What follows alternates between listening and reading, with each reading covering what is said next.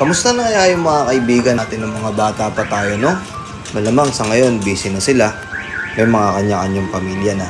Tapos tayo, eto, naiwan na tayo mag-isa. Kanya-kanyang struggle sa buhay. Nakakamiss, no?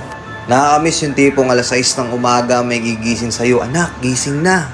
Bumili na ako ng pandesal. Nagtimpla na rin ako ng kape. May hotdog dyan sa lamesa. O yung mga kapatid mo, tiran mo ha. Bubuksan mo yung TV. May Doraemon. May Jackie Chan. Naalala nyo yun? Napakaraming palabas na pambata. Hindi lang yun, kahit sa hapon meron pa. Nakakamiss yung mga panahon na bata pa tayo. Wala tayong niintindi. Puro lang laro. Papaluin tayo pag makulit. Makikipaglaro sa mga kaibigan. Pero ngayon hindi na. Nakakamiss lang balikan yung mga dating alaala. Mga alaala na wala pa tayong masyadong pinoproblema. Mga alaala na hindi natin pagsisisihan kahit tayo tumatanda na. Ikaw ba? Ano yung mga bagay na namimiss mo na sobrang saya nung ikaw ay bata pa? Comment mo dito.